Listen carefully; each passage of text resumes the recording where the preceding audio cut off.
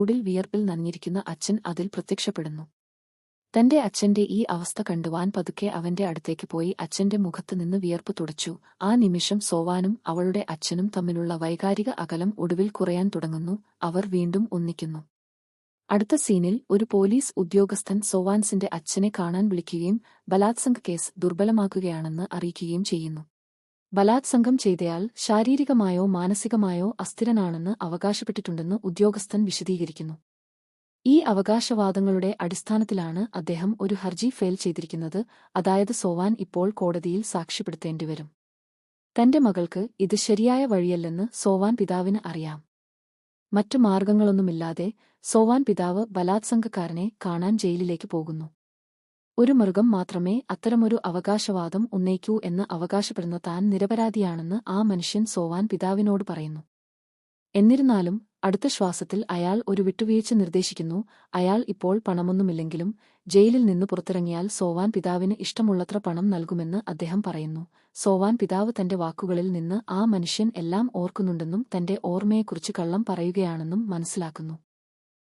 തുടർന്ന് ബലാത്സംഗം ചെയ്തയാൾ സോവാൻ പിതാവിനെ ഭീഷണിപ്പെടുത്താൻ തുടങ്ങുന്നു.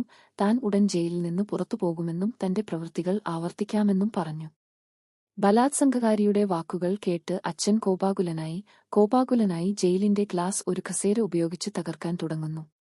അടുത്ത സീനിൽ ബലാത്സംഗകാരിയെ വീണ്ടും കോടതിയിൽ ഹാജരാക്കുന്നത് നമുക്ക് കാണിച്ചുതരുന്നു. ഇത്തവണ സോവാനെയും സാക്ഷി പറയാൻ വിളിക്കുന്നു. അവൾ ഏറ്റവും കൂടുതൽ ബലാത്സംഗം ചെയ്തയാളെ തിരിച്ചറിയുകയും കോടതി അവനെ കുറ്റക്കാരനാണെന്ന് പ്രഖ്യാപിക്കുകയും ചെയ്യുന്നു. എന്നിരുന്നാലും ഏറ്റവും വെറുപ്പുളവാക്കുന്ന കുറ്റകൃത്യമായ ബലാത്സംഗക്കാരൻ 12 വർഷം തടവ് മാത്രമേ ശിക്ഷിക്കപ്പെടുന്നുള്ളൂ. ഈ തീരുമാനം കോടതി മുറിയിലുള്ള എല്ലാവരെയും പ്രകോപിപ്പിക്കുന്നു.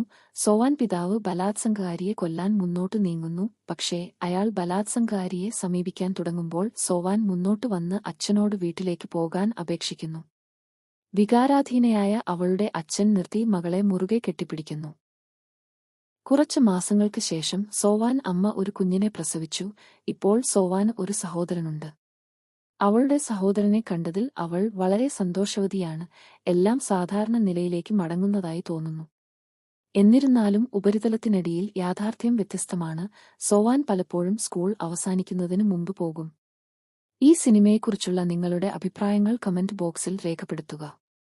ഞങ്ങളുടെ വീഡിയോകൾ ഇഷ്ടപ്പെട്ടെങ്കിൽ ഞങ്ങളുടെ ചാനൽ ലൈക്ക് ചെയ്ത് സബ്സ്ക്രൈബ് ചെയ്യുക. കണ്ടതിന് നന്ദി.